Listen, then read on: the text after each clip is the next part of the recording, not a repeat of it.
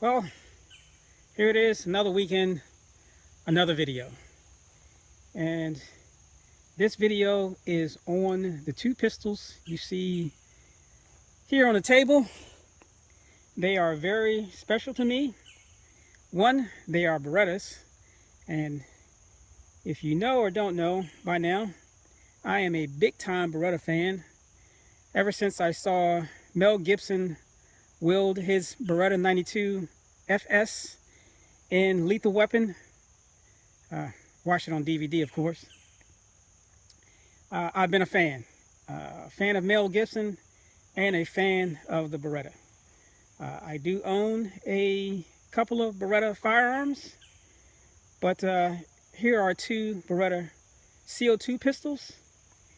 And what makes these, excuse me, what makes these CO2 pistols special is one, as I stated, they're Berettas. Two, they're 22 caliber CO2 Berettas. And three, as far as I know, these are the only two CO2 powered Berettas that are like this. So first up on my left is my Daisy 622X. This 622X has been modified using a frame from a Beeman 2008, which has been long discontinued. Same as the 622X, or as it states on the slide, 622 has been discontinued for some time. But instead of the plastic frame, this is a metal frame or alloy frame. As you can see, the CO2 screw at the bottom is covered with this cover here. It has a rail, the rounded trigger guard, and it's sporting some Beretta emblems on the grip. But again, it's in 22 caliber. It's a 6-shot. But as I stated, not that I doubt there's very many 622 pistols out there left. If you are, hold on to it. They're very special. I love them. But as far as one having the alloy frame that has the, oh yeah, it also has, somewhat finger grooves there. This is the only one that I know of in existence. To my right here, I have the famed Crossman CK92, which is pretty much all metal. It's a hefty replica. And yes, believe it or not, this CK92 is in 22 caliber. Look at that. If you can see that bore there, that's the 22 caliber barrel sticking through.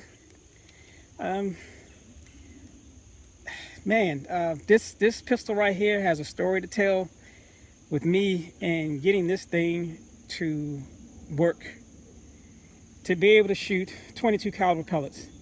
I could literally, just on this one pistol alone, write a book. It was that much pain in the behind. Many a times I said to myself, it wasn't possible. As a matter of fact, I will bet that someone from Crosman will say, there's no way. Every time I hit a snag in converting this pistol, I said, give it up, give it up, give it up. But I didn't. And I kept going and kept going. And finally, there it is. If someone has asked me a week ago, hey, was it possible to make a 622 CK92? I would say, there's no way possible. As a matter of fact, it's impossible. Funny thing is, I'm standing here right now with a CK92 that fires 22 caliber pellets, and I will tell you that it's almost or practically impossible to do. I don't know how I got it done, but here it is. And there's the clip. And of course, it uses parts from a Crossman 2210. And you know, a couple of parts to get this to work right, and a lot of machining, a lot of cutting metal. I'll open that up just so you can kind of get a glimpse. I'll leave it at that. But yeah, a lot of cutting metal. But that's what makes these two 22 caliber Berettas very special to me. So what I'm going to do is I got a target down range at 15 yards. I'm going to do 5 shots from each one, and then I have some cans down range at 17 yards, and I'm going to try and take out with each one of these pistols using the H&N Field Target Trophy Green, which is an alloy pellet, domed, 9.57 grain. So let's get started. So I almost forgot to mention that the advantage that the CK92 has over the Beretta, or I'm sorry, Daisy 622X is the CK92 has an adjustable rear sight for windage and elevation, and it also holds 7 pellets as opposed to the Daisy's 6 pellets. So 7 shot, 6 shot, both 22 caliber, but this one does have an adjustable rear sight where this one does not. But this one has the fiber optic front sight and this one does not. Yeah, I could put a piece of tape on there, which I normally do on my pistols, but I didn't on this one. But yeah, just wanted to let you know that. As far as the targets, the Daisy is going to be on the left, the Crossman is going to be on the right, and first up will be the Crossman.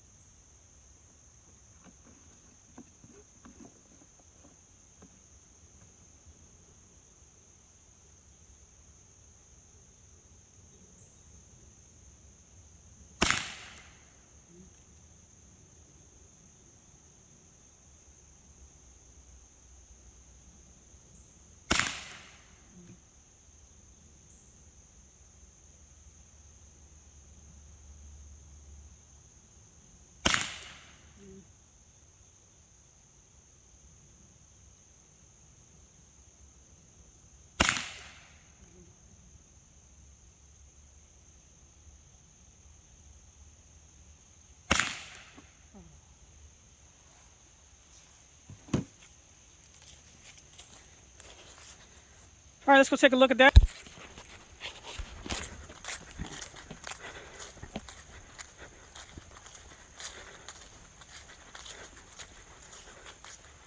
All right, here's the Crossman. Again, that's 15 yards, 5 shots. And the Daisy, 1, 2, 3. So with the Daisy, I was initially holding the front sight here, but then I put the front sight here, and that's when I got those 2 there. So what I'm going to do is, I'm going to, since I got 2 here, I'm going to put another 3 pellets, or fill the magazine back up. I'm going to fire another 3 pellets holding at the top of that red circle.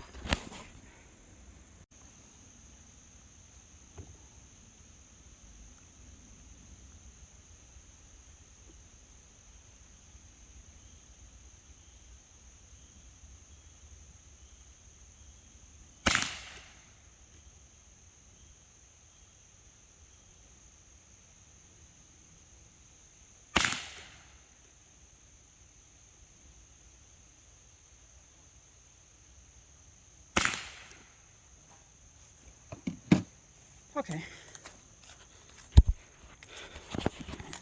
So that was 3.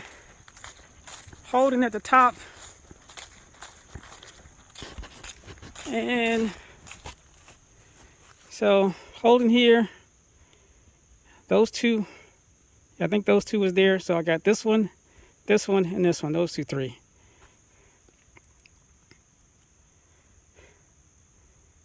So for 15 yards, the Daisy definitely had held a tighter group.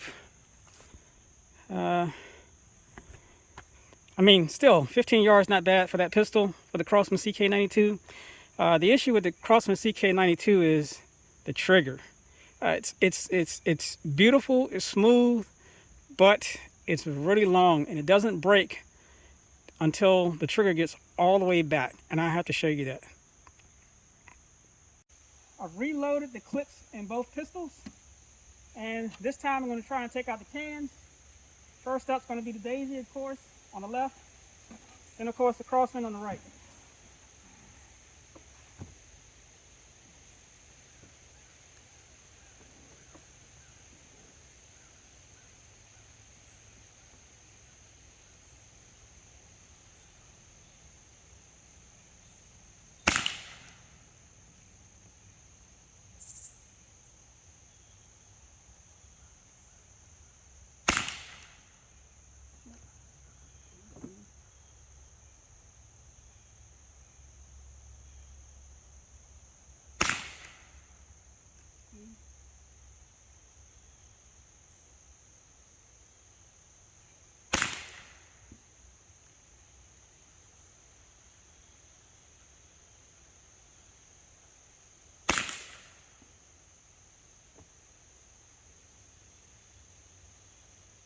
All right. I got 1 shot left, but I'm going to go ahead and reload.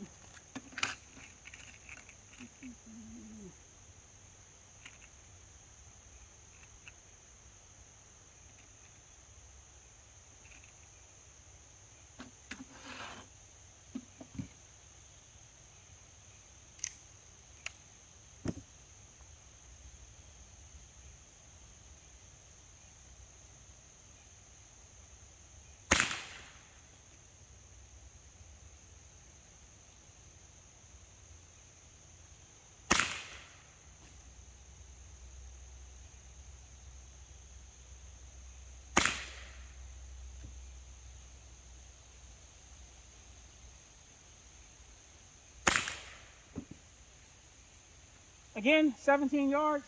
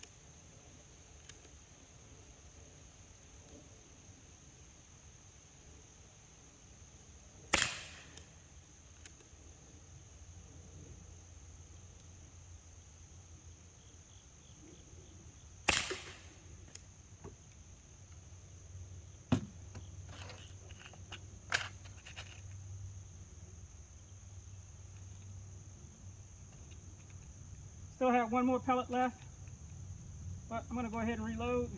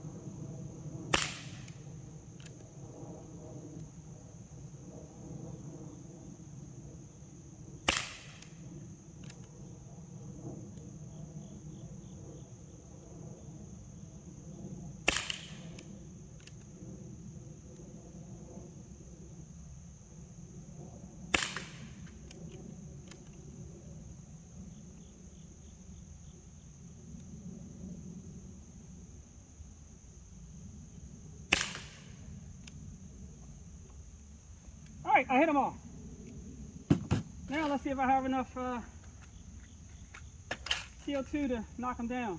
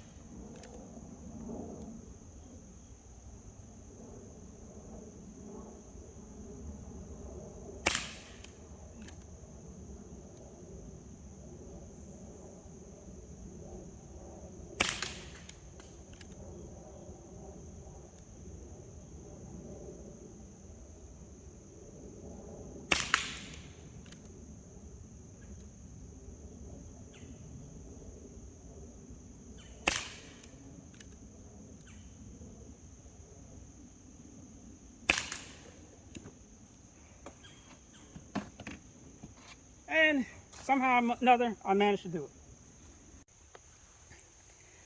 And there they are, two 22 caliber Berettas. To kind of show you that issue with the Beretta trigger, let me show you the Beretta trigger. Crossman trigger, let me show you the Daisy first. So I'm going to go ahead and cock this, and I'm going to press it. Well, and there's the brake. Reset. Let's try this again. And for me, the problem is